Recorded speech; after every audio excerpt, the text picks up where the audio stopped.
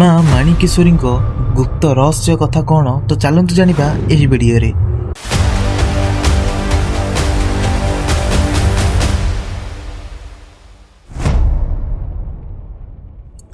କଳାହାଣ୍ଡିର ରାଜା ନାଗବଂଶୀୟ ଷଷ୍ଠତମ ରାଜାଙ୍କ ପାଖରେ ଅନେକ ହୀରା ନୀଳା ସୁନା ଭରପୁର ଥିଲା।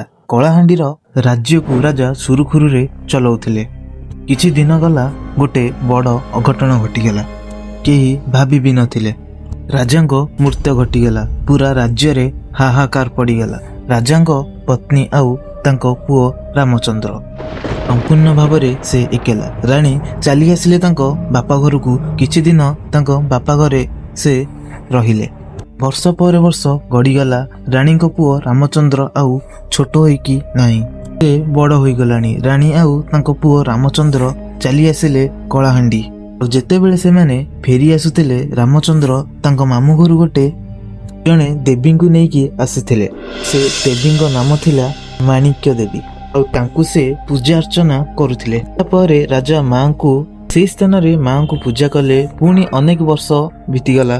ସମୟରେ କଳାହାଣ୍ଡିର ରାଜ୍ୟକୁ ସମ୍ଭାଳୁଥିଲେ 23ତମ ରାଜା। ଆଉ ସେ ସମୟରେ କଳାହାଣ୍ଡି ରାଜ୍ୟକୁ ଆସିଥିଲା ସଂକ୍ରମଣ ରୋଗ।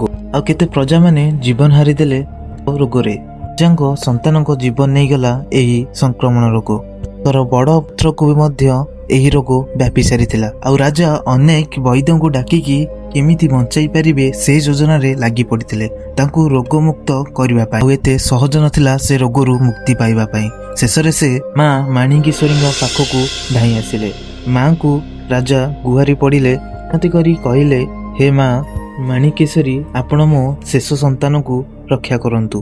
ଏହି ସନ୍ତାନ ଯଦି ମୃତ୍ୟୁବରଣ କରିବ ତାହେଲେ ରାଜ୍ୟରେ ରାଜା ଶୂନ୍ୟ ହୋଇଯିବେ। ଆଶ୍ଚର୍ଯ୍ୟର କଥା, ମା ମାଣିକେଶ୍ୱରୀ ରାଜାଙ୍କ ପୁତ୍ରକୁ ବଞ୍ଚାଇ ଦେଲେ। ସେହି ଦିନଠାରୁ ରାଜା ମାଙ୍କୁ ଜୋରସୋର କରି ପୂଜା କଲେ।